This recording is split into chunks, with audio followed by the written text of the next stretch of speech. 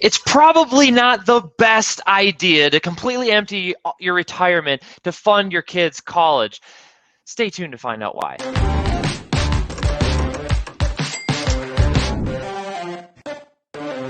Sales Ascender, Chris here, and we're here for a spotlight series. This one's great. Shout out to all parents. Shout out to all parents. I know, like this topic of our kids going to college. Are they going to go to college? Is it a good idea? Well, hey, we're going to talk through all of that. Should they still go to college, and why? And if they do, there's ways where we don't have to fund it. I don't know of all these strategies, but our fellow sales ascender in our community does know. Her name is Denise, and she's going to walk us through it all. So Denise, how's it going today? Hey, darling, it is doing fabulous right now. I'm in Florida, and so my weather is good one minute and not so wonderful the next, but that's okay. It's still Florida, and we love it. It's one of the most desired states ever. It seems like people are moving to Texas and Florida by the droves. I'm sure you're in good company there. Hey, we'll get right into it today.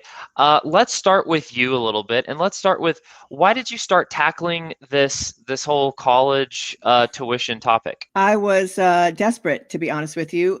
I was homeschooling my kids, as a lot of people do, which was not a problem. And my husband and I were making well into the mid six figures, doing great. We had a 401k that was fabulous. And we figured, hey, if we want to pay for college, we've got plenty of money in the bank, not a big deal. But we didn't even think about saving, quote, for college because the money was there. We had just built our dream home, the one that you expect to retire in. And within 3 months, my husband was laid off. And luckily, by the grace of God, he got another job as a consultant within, it was like seconds practically. It was really a godsend. Oh, that's very fast. Yeah, it was like, oh my gosh, practically standing in he gets a phone call asking if he wants another job, which is, just like freaking awesome. But I know at this point in time, okay, wait a minute. We just built this house and this can happen. Really? We never anticipated that could ever happen. It just wasn't even on the horizon. But we weren't really even paying attention to world events. And unfortunately, world events had a big effect on the industry we were in at the time. He was laid off a second time. Oh, no. So we put the big house on the market, bought a smaller house. And unfortunately, that was like the first mistake, was to buy another house while you still have a house and it hasn't sold. Yeah, totally. And so we ended up with 2 mortgages with no job. That is rough. Oh my goodness. But okay. that wasn't the worst of it. Oh no, we're still going. Okay. Then the stock market crashed big time. Well, what that meant is that what we thought we had in the 401k, we no longer had. Was this 01? Was this 08, 09? This was the 01 crash. 01 crash. Okay. This was the 01 crash. Here we go. Was horrid. So now we have 2 mortgages to pay, plus, let's call it living expenses with 2 kids. And yeah, the money starts to run out really fast.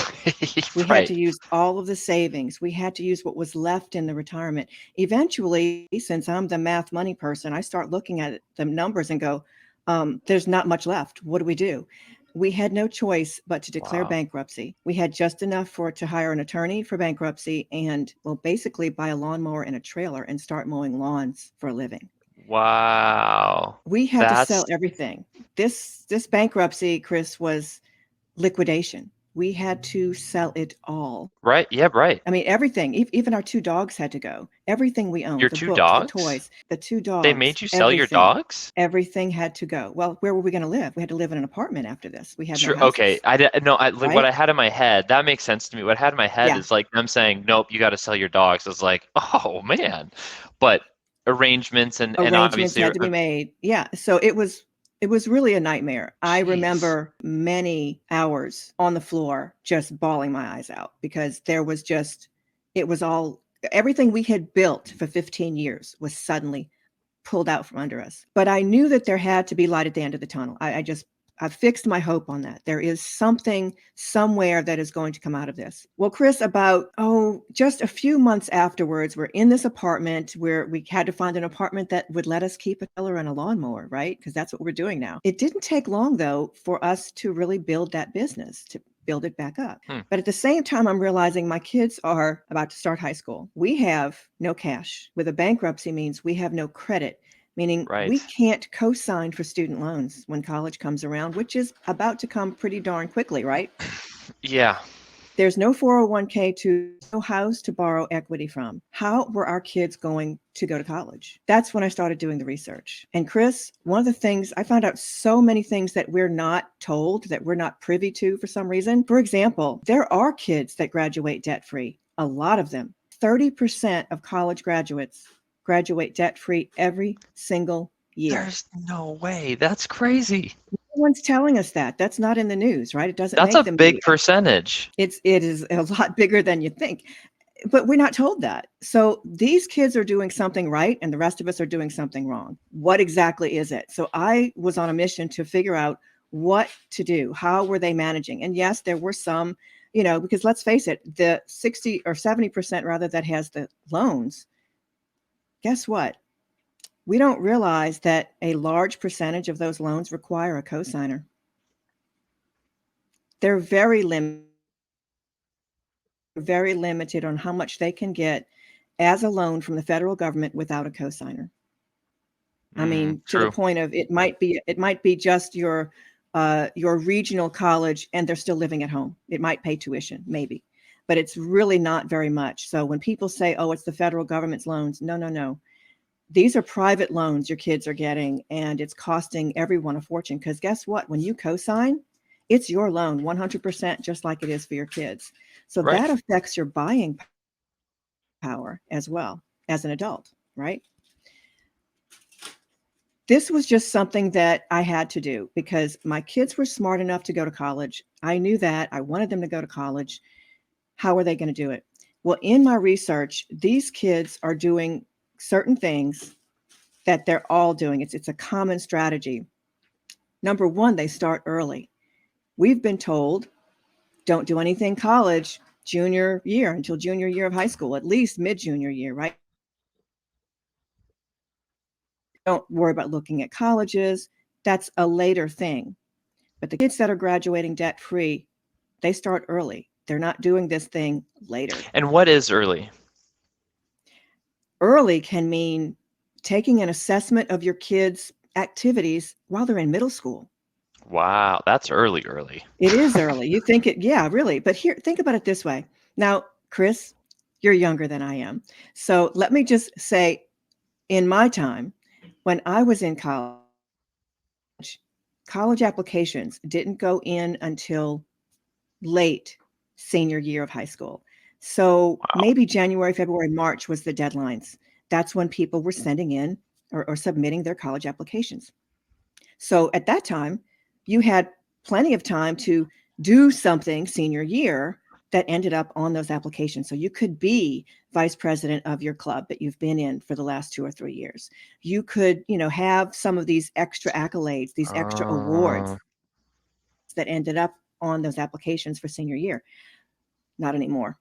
Today, college applications start at least by August 1st. That's when the Common App opens. There are some schools, about 10% of colleges and universities, that have open admissions, which means those applications can be sent in junior year. You don't even have to wait till senior year. When you do that, when you have this early Crazy. application thing going on, you're totally missing whatever is going to happen and take place during senior year. It's not on your Right. application. You haven't even stepped foot on your high school campus yet, Right. which means now we have to back up our time frame from what used to be, oh, in freshman year, that's when you just try every club and do all the things and just figure out between the first couple of years what it is you really enjoy. Now you need to do that in middle school. You need to find your kids' passion and focus while they're in middle school. So by the time they hit they can hit the ground running. And now we can start working out, okay, well, how is this activity that they love and adore going to play out throughout high school and really make an impact in their college application? So that's just one step that has to happen early. That makes complete sense. Being ahead of the game, being competitive, knowing what you're connected to, building the resume to make it to college. Let me ask this. I'm sure, listen, I've got 3 of them under the age of 5. And I'm 50-50 on if my kids should even go to college. What's kind of your take on, should kids even go to college? Why or why not? Well, I do believe that's another myth that we've been sold for the last 30 years is that, quote, everyone needs to go to college. They don't. The truth is a mechanic can make just as much income as a mechanical engineer. It's a different type of employment. It's a different type of thing. You can work for someone or you of those two types of things. They both have the same opportunities. The difference is, what are you doing? The mechanic is hands-on. The mechanical engineer is doing the drawings, certifying it, etc., and doing the math. And the mechanic in certain areas is taking care of actually doing the project. So that's kind of an overview. I think part of it, or a good part of it, is paying attention to your kids. I know that might sound really weird, but as a parent, we all get busy and we end Right. up, certainly under age 5. Yeah, you're paying attention to your kids because, well, they kind of make you pay attention, right? Yeah. But by the It time it they get to be yeah. in middle school and high school, you're not paying attention. They're not paying attention. They have their routines. They're going to ball or dance or whatever it is every week, all the time. And it's just a routine. Everything you do becomes routine and you're not really paying attention. And by paying attention, I mean this. I'll give you an example. For example, my son is really into computer games, has been since he was 3 years old, Mm. always was in front of the computer. There was one point in time I had rented the Phantom of the Opera from, I think it was live from Lincoln Center or something like that. It was a live production, but I rented the tape, the CD of it. My son was glued to it. He didn't for a second turn and look at his phone or look at his computer or type on something on his computer at all. He was glued to it. Paying attention to that just little bit right there told me something about what was important to my son. Within a year or two of that, he auditioned for and was accepted to a pre-professional school for the arts for classical voice. Wow. What spark you might see in your child. Because for some kids, and my son was one of them, he doesn't tell you what he's interested in. He doesn't have that conversation with you. But I would see this little glint in his eye. His eyebrow would lift briefly, very briefly. I mean, like for a split second Sure. on a topic. And that's, if you're not watching and paying attention, you would totally miss it. Yeah. I love it. Be paying attention, exposure, being exposed to different environments, so you can kind of get that feel. So, I know because of your background and where you went, I think would be really valuable for everyone is to keep kind of diving into, hey, if you find that interest and you end up going to college, like, look, if you're going to be a lawyer, if you're going to be a doctor, there's plenty other paths where it's like, hey, guess what? You're going to You have to. college. Yeah. It's a done you know, deal. so Right. right, and those are all obviously excellent, professions, and I have friends that are both, and that's the path you're going to go.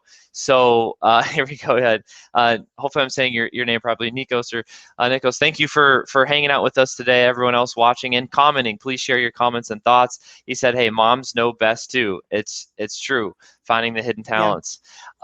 So this all said, we're going down this path, but there's how do we end up, right? If I have to go to the college route with my kids, which, hey, if that's where they want to go, whether they go to college or not, they're going to be learning for the rest of their lives. Like Absolutely. that's a Baden family value. I'm going to be learning for the rest of my life. I'm constantly investing, reading book, doing all, like, that's it, whether I do it in college and I did get my degree or somewhere else, it doesn't matter. That's our lifelong journey. That's such a privilege to be able to have those type of resources. So, but I want my kids to be in the 30% where they graduate debt free if we go that route.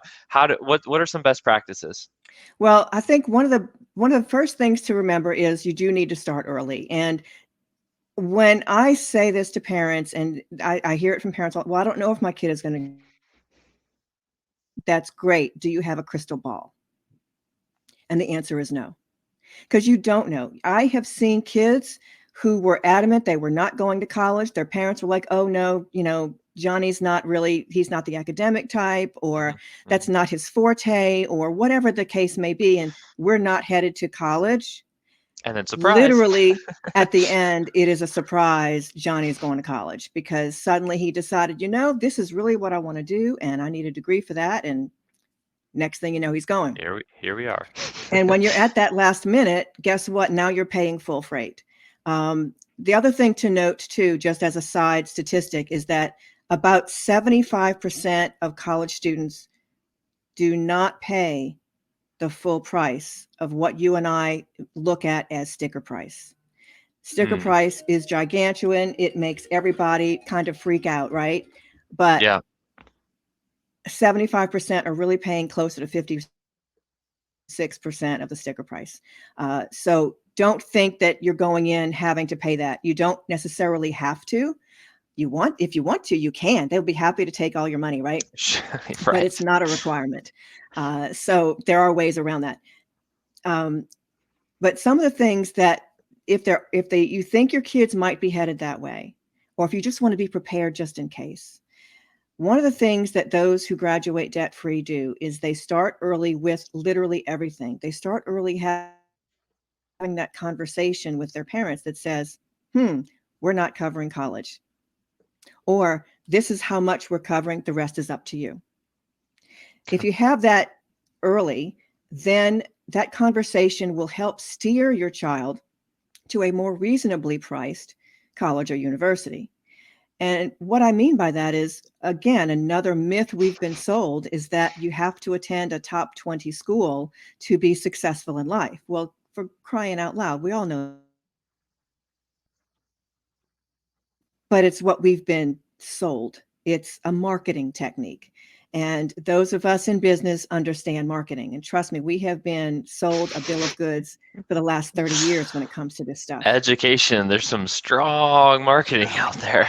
Very much so. And I think that one of the things to do is have that conversation.